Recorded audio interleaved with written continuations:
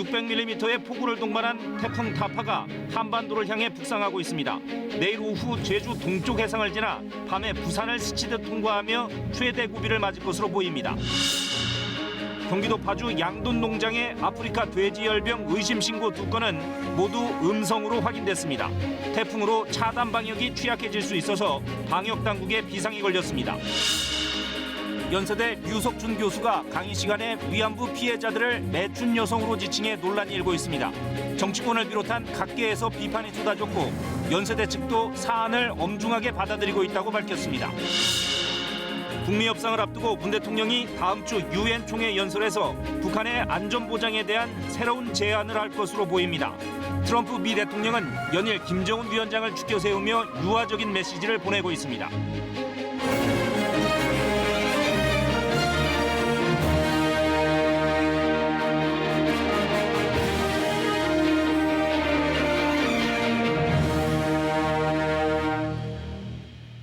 여러분 안녕하십니까? 오늘 9시 뉴스는 태풍 소식으로 시작하겠습니다. 17호 태풍 타파가 우리나라에 바짝 가까워졌습니다. 북상하면서 세력이 점점 더 커지고 있습니다. 제주와 영남 지역 등에 최대 600mm의 폭우가 쏟아질 것으로 보입니다. 강풍도 예상보다 거셀 가능성이 높다는 분석이 나오고 있습니다. 전국이 태풍 영향권에 드는 내일이 고비입니다. 정부도 태풍 위기 경보를 관심에서 경계로 높이고 중앙재난안전대책본부 비상 2단계를 가동했습니다. 먼저 이유민 기자가 보도합니다. KBS 재난감시 CCTV에 찍힌 오늘 오후 제주 성산일출봉 인근 모습입니다. 거세진 파도가 태풍에 가까워졌다는 걸 보여줍니다. 바람에 카메라마저 흔들립니다. 위성 영상에도 거대해진 구름대가 제주 해상 쪽으로 올라오는 모습이 확연합니다. 소형급 태풍으로 시작한 태풍 타파는 점점 세지고 있습니다. 발생한 지 이틀 만에 강풍의 반경이 360km에다 시간당 풍속 130km의 강한 중형급 태풍으로 발달했습니다. 태풍은 내일 오후 제주 동쪽 해상까지 올라와 밤에는 부산 앞바다를 지날 것으로 보입니다. 하루 종일 태풍의 영향권에 들 내일이 이번 태풍의 최대 고비라 할 수 있겠습니다. 가장 걱정은 폭우입니다. 최고 600mm의 많은 비가 예상됩니다. 제주와 영남, 강원 영동 지역엔 최고 500에서 600mm의 비가 예보돼 있고 그 밖에 대부분 지역도 적게는 30에서 많게는 120mm의 비가 내릴 걸로 보입니다. 특히 태풍이 지나는 길목에 있는 제주와 부산, 그리고 포항을 비롯한 영남 지역은 침수 피해에 대비해야 합니다. 바람도 당초 예상보다 강하게 불 거라는 분석입니다. 기상청은 제주도와 남해안, 그리고 동해안에 순간 최대 초속 35에서 45m의 매우 강한 바람이 불겠다고 내다봤습니다. 기와가 바람에 날리고 낡은 가옥이 피해를 입을 정도입니다. 태풍 자체의 크기는 물론 림링이 훨씬 더 강하게 발달을 했었었죠. 그렇지만 영향을 받는 그 영향 정도는 이번 태풍이 훨씬 더 광범위하고 강할 가능성이 굉장히 높습니다. 태풍 상륙이 임박해진 만큼 대비를 최대한 서두르고 태풍의 고비가 될 내일은 남부지방을 중심으로 가급적 외출을 자제해야 합니다. KBS 뉴스 이유민입니다. 네, 그럼 태풍이 다가오고 있는 지역 상황을 알아보겠습니다. 먼저 제주를 연결합니다. 자, 이면희 기자, 벌써 비바람이 많이 거세졌군요. 네, 저는 지금 서귀포시 법한포구에 나와 있습니다. 보시는 것처럼 몸이 휘청일 정도로 강풍이 불고 있고요. 현재 빗줄기도 거세지면서 태풍이 점점 다가오고 있음을 느낄 수 있습니다. 제주에 호우경보가 내려진 가운데 오늘 200mm에 이르는 비가 내렸습니다. 특히 시간당 50mm 이상의 폭우도 예보돼 산사태나 하천, 범람과 같은 피해가 없도록 대비하셔야 됩니다. 비바람이 점차 거세지는 가운데 제17호 태풍 타파는 내일 낮 12시부터 오후 3시 사이 제주에 가장 근접할 것으로 예상됩니다. 네, 임 기자, 비바람이 벌써 그렇게 거세지고 있어서 하늘길, 백길 상황도 이미 차질이 빚어지고 있겠군요. 네, 맞습니다. 오늘 제주공항에는 윈드시어 특보와 강풍 특보가 내려졌는데요. 오후 8시 기준 제주공항을 오가는 항공편 30여 편이 결항했고 168편이 지연 운항했습니다. 내일은 태풍특보가 예보돼 낮까지 항공편 결항이 예상됩니다. 이용객들은 반드시 운항 여부를 확인하셔야겠습니다. 제주 전해상에 내려진 풍랑경보가 발효된 가운데 최대 10m의 매우 높은 물결이 일면서 제주로 가는 여객선도 모두 결항했습니다. 기상청은 내일 새벽부터는 태풍특보로 강화되고 내일 낮 12시부터 오후 3시 사이 태풍이 가까워지는 시기와 만조 시기가 겹치면서 높은 물결이 해안가나 방파제를 덮칠 수 있다며 각별한 주의를 부탁했습니다. 네, 알겠습니다. 임현희 기자였습니다. 태풍은 내일 밤 10시쯤 부산에 가장 근접해서 지나갈 것으로 보입니다. 이번엔 부산으로 가보겠습니다. 최위지 기자, 부산도 바람이 좀 부는 것 같군요. 그곳 상황 전해주시죠. 네, 제가 나와 있는 이곳 광안리 해수욕장은 밤이 되면서 점차 비바람이 거세지고 있습니다. 조금 전인 9시부터는 호우주의보도 내려졌는데요. 평소 같았으면 분벼슬 이곳 광안리 해수욕장도 태풍 북상 소식에 따라 한산한 모습입니다. 태풍 타파가 내일 오후 제주도 앞바다를 지나 남해안으로 북상한 뒤 부산에는 밤 10시쯤 가장 근접할 것으로 예상됩니다. 월요일인 23일 새벽까지 남해안 주요 지역의 예상 강수량은 100에서 350mm, 곳에 따라서는 500mm 이상의 매우 많은 양의 비가 쏟아질 것으로 보입니다. 또 순간 최대 풍속 45m 안팎의 강풍도 동반해 안전사고와 시설물 관리에 철저한 대비가 필요합니다. 부산항도 태풍으로 인한 피해를 줄이기 위해 오후 5시부터 항만을 폐쇄했습니다. 전남과 경남 주요 항포구에는 선박 4만여 척이 피항했고 여객선 운항도 전면 통제됐습니다. 김해와 사천 등 주요 공항은 오늘 정상 운항됐지만 태풍 북상 소식에 따라 내일은 항공편 운항 차질이 예상됩니다. 네, 특히 남해안 일대에선 침수 피해가 발생할 수 있다는 우려가 나오고 있습니다. 각 지역이 이에 대한 대비를 하고 있겠죠. 네, 그렇습니다. 2016년 남해안에 큰 피해를 준 태풍 차바떼처럼 이번에도 남해안 만조시각과 태풍 북상이 겹쳐 침수 피해가 우려됩니다. 내일 오후 2시부터 월요일 새벽까지 남해안 섬 지역과 해안 지역은 월파로 인한 침수 등을 주의해야 합니다. 경남 지역은 내일부터 모레 새벽까지 시간당 50mm 이상, 최대 500mm 이상 되는 폭우가 쏟아질 것으로 예보돼 피해를 입지 않도록 단단히 준비하셔야겠습니다. 국립공원인 지리산과 가야산도 오늘 오후부터 입산이 통제되고 있으니 산간 계곡 지역에선 비가 더 오기 전에 안전한 곳으로 피하셔야겠습니다. 침수나 붕괴 피해 등이 발생할 경우를 대비해 집 주변 대피소 위치 등을 미리 파악해 두시는 게 좋겠습니다. 자연재난 대피소의 자세한 위치는 정남 경남도, 부산시 재난상황실과 홈페이지 등에서 안내하고 있습니다. 네, 잘 들었습니다. 최위지 기자였습니다. 그렇다면 이번 태풍의 특징은 무엇이고 언제 어느 지역이 특히 더 주의해야 하는지 구체적으로 알아보겠습니다. 재난방송센터를 연결합니다. 이종훈 기자, 먼저 이번 태풍 특히 주의해야 할 지역을 먼저 설명해 주시죠. 네, 이번 태풍의 진로는 부산 등 영남 지방에 큰 피해를 준 2016년 태풍 차바와 비슷한데요. 당시 가장 큰 피해를 입은 지역은 울산입니다. 울산은 일단 도심을 가로지르는 태화강을 따라 저지대가 형성돼 있는데요. 특히 강 북쪽 중구 지역은 지대가 더 낮아서 침수 위험이 큽니다. 게다가 태화강 상류로 가면 고도 1000m가 넘는 이른바 영남 알프스가 분포해 있는데요. 태풍이 몰고 온 강한 동풍이 높은 산에 부딪혀서 비구름이 폭발적으로 발달할 수 있는 지역입니다. 다음으로 이번 태풍이 가장 근접해 지날 것으로 보이는 부산으로 가보겠습니다. 부산은 일단 낙동강 하구에 속해 있는 데다 도심을 가로지르는 온천천이 수영강과 만나 남해로 흘러 들어갑니다. 바다와 하천이 만나는 지리적인 특성 때문에 만조 영향을 크게 받는 지점인데요. 태풍이 몰고 온 강한 바람과 겹치면 폭풍에 일의 위험도 커집니다. 특히 수영만 일대는 재해 위험지구로 지정돼 있는데요. 인근에 설치된 CCTV를 통해 현재 상황 살펴보겠습니다. 강풍특보에 풍랑특보까지 내려지면서 파도가 거세게 밀려들고 있는데요. 해안도로와 건물 파손이 지속적으로 발생하고 있는 지역인 만큼 오늘 밤과 내일은 해안가로 접근하지 말아야 합니다. 네, 아직 태풍이 많이 근접했다고 말하긴 어려운데 앞서 지역 상황을 봤습니다만 벌써부터 많은 비가 내리고 있습니다. 역시 이번 태풍은 큰 비를 조심해야 한다고요? 네, 이번 태풍이 차바와 비슷하지만 또 다른 특징도 있습니다. 비슷한 위도대에 북상했을 때 두 태풍의 모습을 비교해 봤는데요. 태풍의 위력은 차바가 압도적으로 강했지만 강풍 반경은 타파가 훨씬 큽니다. 위성 영상에 보이는 비구름의 폭도 이번 태풍이 압도적으로 큰 모습이죠. 그만큼 긴 시간 많은 비를 뿌릴 수 있다는 얘기입니다. 네. 그래서 비 피해가 우선 걱정이긴 한데 그래도 태풍은 태풍입니다. 바람은 좀 어떨까요? 네, 바람도 만만치 않습니다. 이미 제주와 남해안에선 순간 초속 20에서 30m의 강풍이 관측되고 있는데요. 내일 태풍 중심이 접근하면 제주와 남해안, 동해안 지역에선 초속 40m 안팎까지 바람이 거세지겠고요. 특히 섬이나 산간 지역, 그리고 고층 빌딩 사이에선 초속 50m, 시속으로는 180km의 돌풍이 불 수도 있습니다.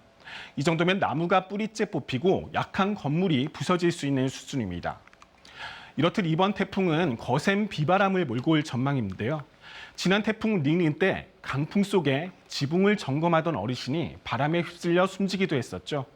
이미 제주와 남부지방에선 거센 비바람이 시작됐습니다. 이제는 무리해서 농작물이나 시설물을 점검하기보단 안전한 실내에 머무르시길 당부드립니다. 지금까지 재난방송센터에서 전해드렸습니다. 태풍 타파는 우리나라에 접근하기에 앞서 일본 남서부 지역에 큰 피해를 주고 있습니다. 미야자키현에서 서핑을 하던 한 남성이 숨지고 다른 한 명이 실종됐고 오키나와에선 최소 19명이 다쳤습니다. 도쿄 황현택 특파원입니다. 강한 비바람에 가로수가 뿌리채 뽑혔습니다. 발이 묶인 항공기가 서서히 밀려나고 대형 크레인마저 휘청합니다. 물속에 잠긴 자동차는 지붕만 겨우 보일 정도입니다.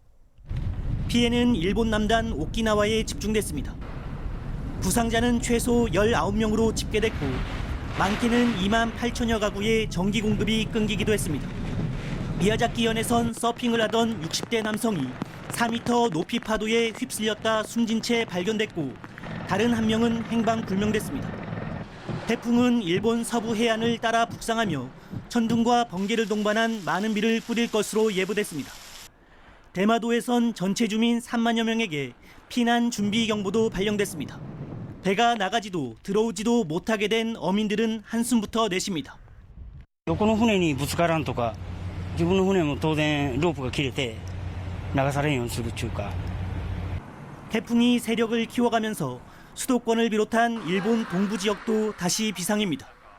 2주 전 15호 태풍 카사이가 남긴 상처가 여태 복구되지 않고 있기 때문입니다.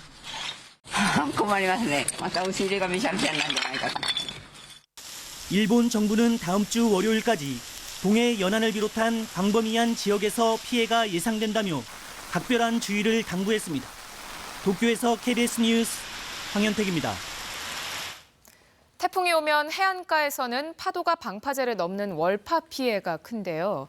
특히 만조기와 겹치는 이번 태풍에는 너울성 파도를 각별히 주의해야 합니다. 박영하 기자가 보도합니다.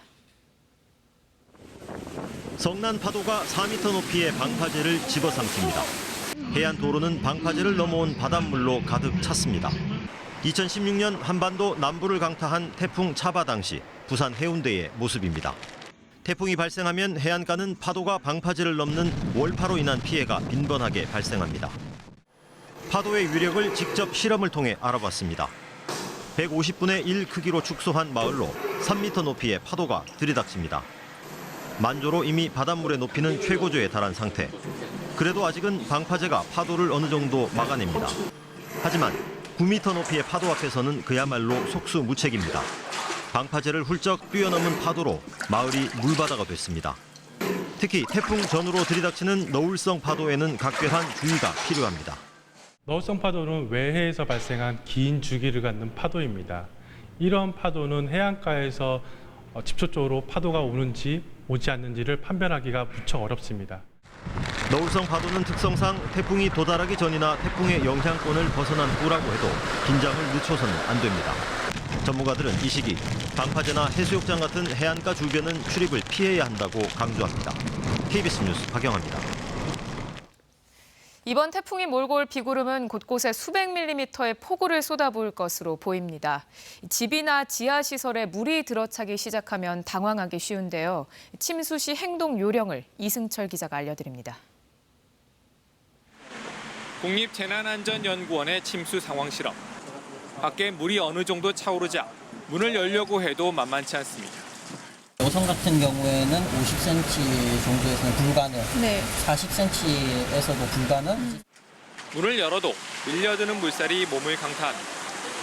문이 확 닫힐 수 있어요. 그렇게 되면 2차 피해를 유발하기 때문에. 문을 열 수 있을 때 지체하지 말고 대피하거나 여의치 않으면 무리하지 말고 즉각 119에 도움을 요청해야 합니다. 이번에는 물이 쏟아져 내려오는 계단. 무릎 위인 50cm 이상의 물이 계단으로 흘러들면 사실상 탈출이 불가능합니다. 물이 불어난 하천은 특히 위험합니다. 발목 정도에서는 균형을 간신히 유지할 수 있지만 무릎 근처만 돼도 로프 등 안전 장비가 반드시 있어야 합니다. 물이 차오르는 차에 갇혔을 때는 처음에는 수압차로 문이 안 열리는 만큼 오히려 물이 어느 정도 찬 뒤 탈출해야 합니다.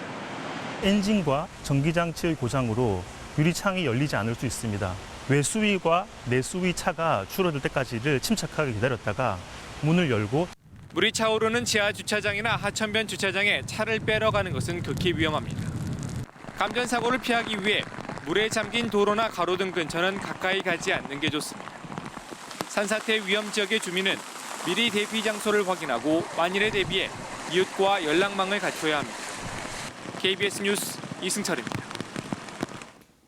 부산을 비롯해 해안가에 있는 고층 건물이 밀집해 있는 지역은 다른 곳과 비교해 훨씬 강한 바람이 불 때가 많습니다. 이 때문에 태풍이 오면 더 큰 피해를 입을 수 있어 철저한 대비가 필요합니다. 보도에 강혜슬 기자입니다. 자동차 주변에 작은 유리 조각들이 흩어져 있습니다. 지난 5월 강풍에 공사 중인 초고층 건물의 유리창이 깨지면서 100m 이상 떨어진 곳까지 파편이 튀었습니다. 가로수가 뿌리째 뽑혀 쓰러져 있습니다. 공사장 가림막, 철골 구조물 또한 강풍을 이겨내기엔 역부족입니다. 지난해 10월 태풍 콩레이의 영향으로 초속 20-30m가 넘는 강풍이 불었을 때 모습입니다. 고층 건물이 많은 부산 해운대 해안가 일대는 바람이 건물 사이를 통과하며 만들어내는 빌딩풍 탓에 강풍 피해가 더 컸습니다. 이게 바람을 타고 이렇게 건물 위로 또 올라가고 이렇게 여러 가지 와류 현상이 일어납니다. 그런데 태풍이 오게 되면 아무래도 좀 더 많은 풍속, 빠른 풍속으로 인해서 태풍의 바람이 더 와류가 더 심해지고 바람이 회오리가 생기고요. 어떤 피해가 더 많이 생길 확률이 높아집니다. 이번 태풍 타파의 경우 비가 더 위협적일 것으로 예상되지만 강풍으로 인한 피해도 간과할 수 없습니다. 강풍 피해를 막기 위해선 유리창이 흔들리지 않도록 창틀을 테이프 등으로 고정하는 게 무엇보다 중요합니다. 창문이 고정이 되지 않으면 유리창이 깨질 확률이 높습니다. 그래서 항상 단단하게 고정하는 게 제일 중요하고요. 바람에 날아갈 수 있는 물건들은 미리 치워놓는 게 가장 손쉬우면서도 중요한 사고 예방법입니다. 또한 건물의 출입문을 모두 닫고 가스를 미리 차단하는 것도 강풍 피해를 막는 방법이라고 전문가들은 조언합니다. KBS 뉴스 강예슬입니다. 아프리카 돼지열병이 처음 발병한 경기도 파주에서 어제 추가로 의심 신고 2건이 접수됐었는데 정밀 검사 결과 모두 음성인 것으로 확인됐습니다. 그나마 다행입니다만 아직 긴장의 끈을 놓을 수는 없습니다. 이 병의 잠복 기간이 통상 4일에서 19일까지인 점을 감안하면 앞으로 최소 3주 동안 추가 발병이 없어야 한숨을 돌릴 수 있습니다. 박효인 기자의 보도입니다. 어제 경기도 파주의 양돈 농장에서 들어왔던 아프리카 돼지열병 의심 신고는 정밀 검사 결과 모두 음성인 것으로 확인됐습니다. 현재까지 확진 판정이 나온 경기도 파주와 연천 농장 2곳에 추가 발생은 나오지 않고 있습니다. 하지만 방역 당국은 앞으로 3주간을 최대 고비로 보고 위기 경보 단계를 최고 수준인 심각으로 유지하고 있습니다. 어제 파주 양돈 농장에서 신고된 2건은 모두 음성으로 확인되었습니다. 하지만 앞으로 3주간은 긴장을 늦춰서는 안 됩니다. 확진 농장과 차량 이동 경로가 겹치는 농장 40여 곳에 대해선 3주 동안 이동 중지 명령이 내려진 상태입니다. 특히 경기도 파주와 연천 등 중점 관리 지역 6개 시군에서는 지정된 도축장만 이용해야 하고 다른 지역으로의 돼지 반출은 최대 다음 달 8일까지 금지됩니다. 방역당국은 질병 치료를 제외한 농장 출입을 제한하고 통제 투소 운영도 강화하고 있습니다. 또 거점 소독시설이 야간에 허술하게 운영되고 있다는 지적과 관련해 긴급 행동 지침에 맞게 24시간 운영하도록 해당 지자체에 거듭 요청했습니다.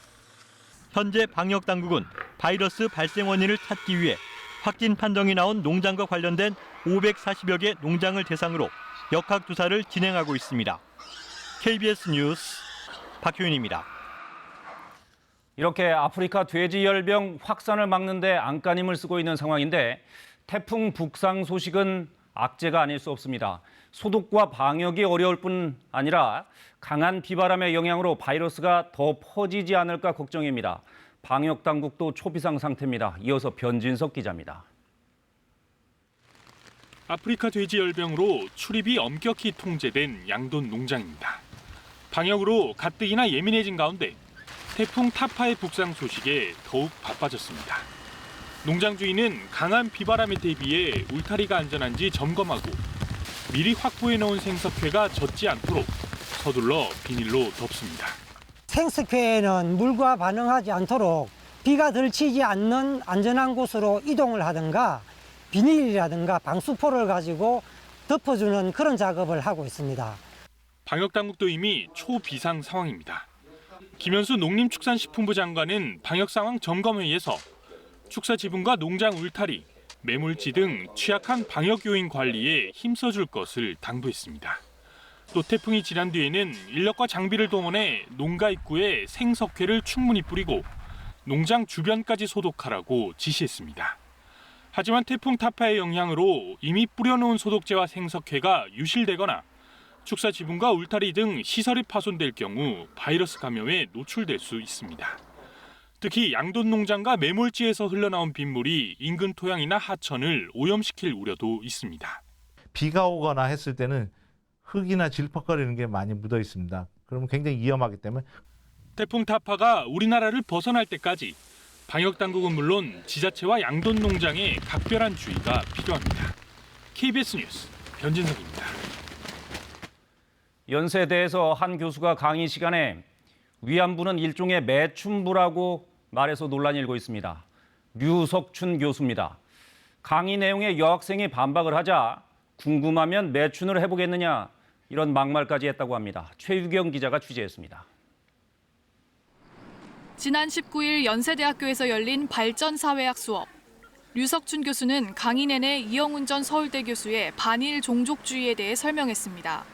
아니, 나는 이영훈이 옳다고 생각해요. 우리나라 사람들이 그래서 정서적으로 그 멘탈을 빨리 벗어야 된다고 생각해요. 특히 위안부 문제는 매춘일 뿐이니 일본 정부에만 책임을 물어서는 안 된다고 주장했습니다.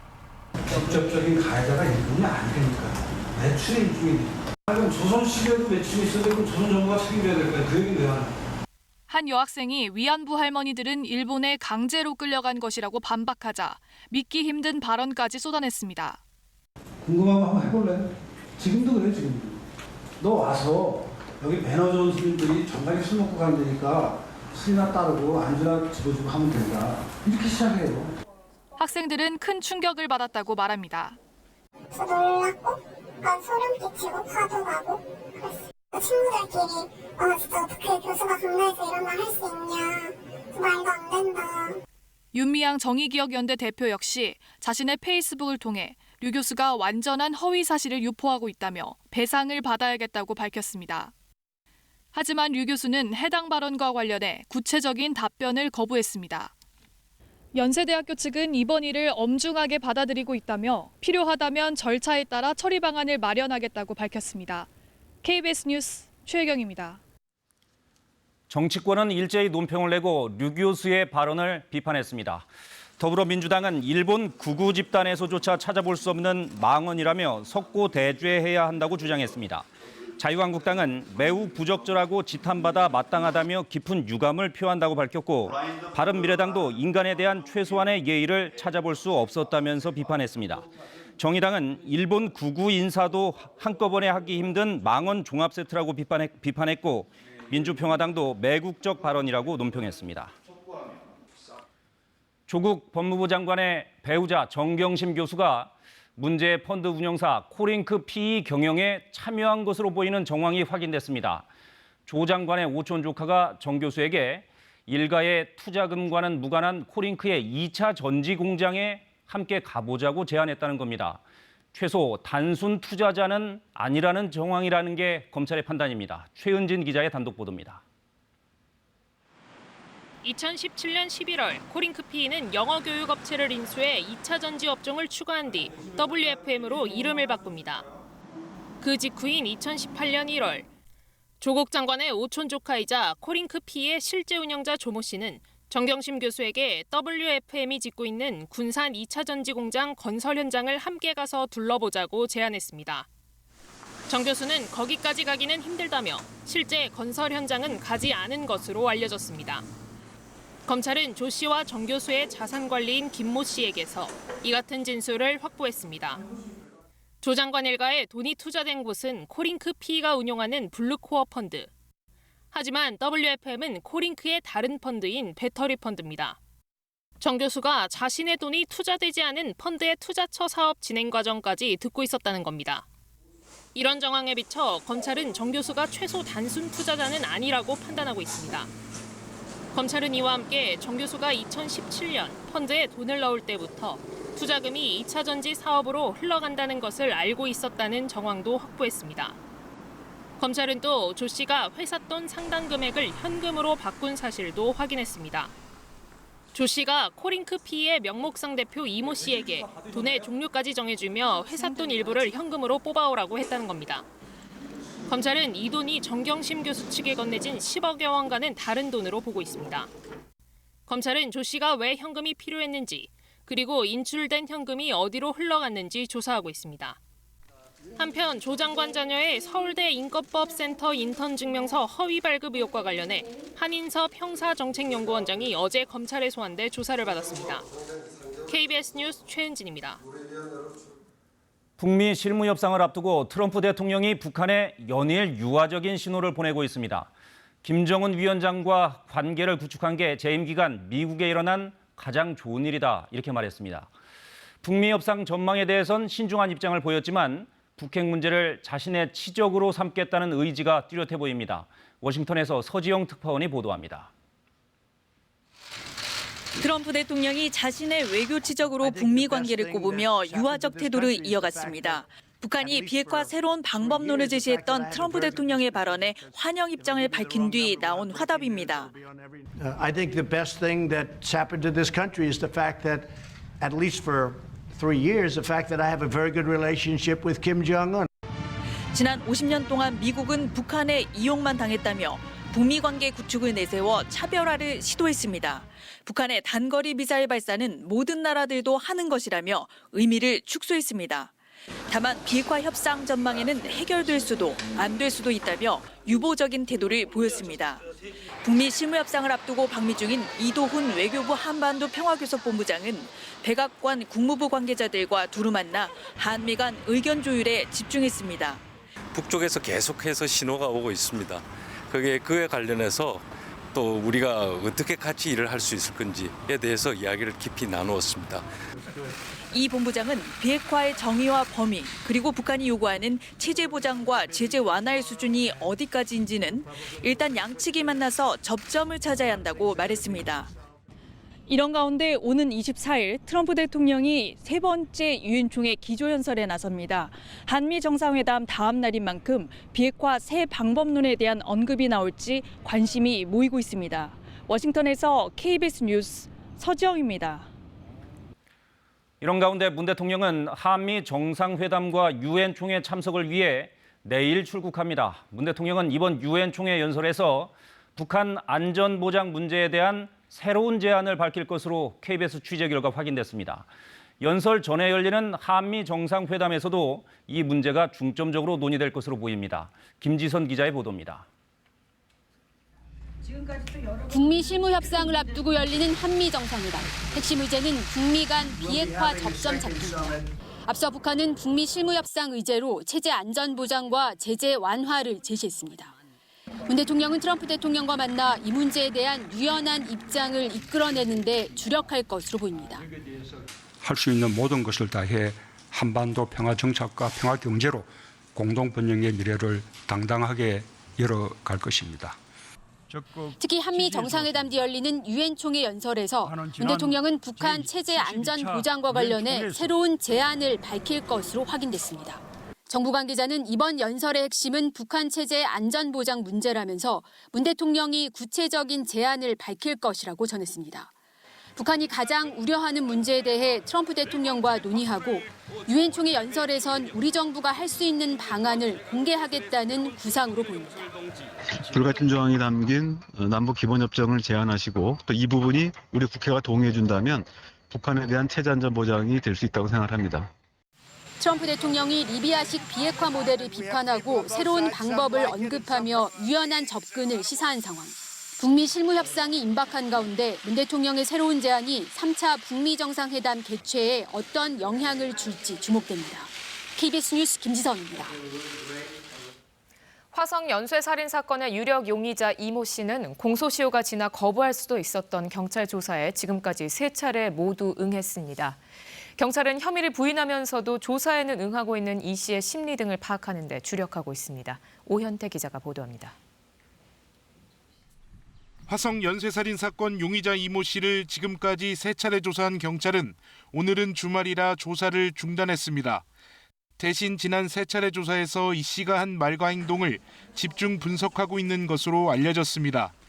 공소시효가 지난 수사라 접견을 거부하면 강제 조사를 할 수 없는데도 이 씨는 매번 장시간 조사에 응했습니다. 그러면서도 화성 연쇄살인과 관련이 없다며 혐의를 부인한 것으로 전해졌습니다. 4번째 조사를 위해서는 경찰의 접견 요구를 거부할 수 있었는데도 조사에 응한 이 씨의 심리 등을 파악해야 합니다. 자기가 저질렀던 내용을 어느 정도 알고 있는지 일종의 그런 부분도 좀 이렇게 비교할 수 있는 아마 시간이기도 하고 33년 가까이 이렇게 그 미제 사건으로 남아 있었는데 어떻게 경찰이 알았을까 하는 어떤 그런 호기심도 분명히 작용했을 것 같습니다. 경찰은 또 방대한 과거 수사 자료를 재검토하는 과정에서 이 씨가 30여 년 전 수사 당시 용의선상에 올랐던 정황을 찾은 것으로 알려졌습니다. 화성 연쇄살인 사건과 관련해 이 씨를 수사했던 과거 기록이 남아 있다면 현재 수사에 중요한 단서가 되기 때문에 이 씨가 용의선상에 있었는지 파악하는 것은 매우 중요한 대목입니다. 하지만 과거 수사팀은 이 씨를 수사한 적이 없다고 강하게 주장하고 있어 수사팀의 기억과 당시 기록을 맞춰보는 작업이 필요해 보입니다. 경찰은 분석한 자료를 바탕으로 4번째 조사 시점을 정할 계획입니다. KBS 뉴스 오현태입니다. 송환법 반대로 촉발된 홍콩 사태가 100일을 넘기며 장기화하고 있는 가운데 16주째인 오늘도 주말 시위가 격렬하게 이어졌습니다. 홍콩 연결합니다. 최영은 특파원, 지금 나가 있는 곳이 어디입니까? 아직도 시위가 계속되고 있는 건가요? 네, 지금 제 뒤로 홍콩 시위대가 한창 시위를 벌이고 있는 이곳은 홍콩의 한 쇼핑몰입니다. 이 쇼핑몰과 바로 연결된 지하철역에서 2달 전에 백색 테러가 벌어졌습니다. 당시에 흰옷을 입은 건장한 남성 100여 명이 시위대뿐 아니라 임산부를 포함한 행인들을 쇠파이프 등으로 공격을 했었는데 2달이 지나도록 이 사건에 대한 경찰 조사가 부실하다. 시위대는 이렇게 주장을 하고 있습니다. 현재 경찰은 이곳의 지하철역을 폐쇄하고 인근 도로도 차단해서 시위대와 경찰의 충돌이 예상되고 있습니다. 네, 오늘 낮 시위 현장에도 있었는데 상당히 격렬했다고요. 네, 그렇습니다. 오늘 툰먼 지역에서 진행된 시위는 당초 경찰이 오후 5시까지 허가한 집회입니다. 그런데 4시가 지나면서부터 시위대와 경찰이 대치를 시작하더니 곧바로 경찰이 최루탄을 동원한 강경 진압을 시작했습니다. 이 시위대는 쓰레기 등에 불을 지르고 바닥에 벽돌을 깨는가 하면 바리케이트를 쌓고 저항을 했습니다. 시위대는 또 정부 건물 국기 개양대에 걸린 중국 국기 오성 홍기를 끌어내서 불태워버렸습니다. 이 시위대는 지난주에도 오성 홍기를 불태우면서 반중 정서를 강하게 드러낸 바 있습니다. 내일 낮에는 홍콩 공항을 또다시 마비시키겠다고 예고한 상태인데요. 공항 내 시위를 법원이 금지한 상황에서 공항과는 교통편을 차단하겠다는 것인지 등 구체적인 방법은 철저하게 비밀에 붙여지고 있습니다. 중국 본토에서 봉들여 준비하는 신중국 창립 70주년 기념일인 10월 1일까지는 주말이 2번 남았는데 절대 조용히 보내지 않겠다 이런 상태여서 내일도 홍콩 시위는 격렬할 것으로 보입니다. 네, 홍콩에서 최영은 특파원이었습니다. 자유한국당이 조국 법무부 장관 임명을 규탄하는 집회를 서울 광화문 광장에서 열었습니다. 집회 참가자들은 조국 장관 문제가 권력형 게이트로 가고 있다고 주장한 뒤 청와대 방향으로 행진했습니다. 더불어민주당은 자유한국당이 민생을 돌보지 않고 장외투쟁만 하고 있다고 비판했습니다. 오늘 오후 3시쯤 서울 명일동 주택가에서 60대 여성 김모 씨가 운전하던 승용차가 갑자기 후진해 여성 4명을 치었습니다. 이 사고로 77살 김모 씨가 크게 다쳐 병원으로 옮겨졌지만 숨졌고 다른 여성 3명도 다쳐 치료받고 있습니다. 소방당국은 폐쇄로 TV 등을 통해 급발진 여부 등을 조사할 예정입니다.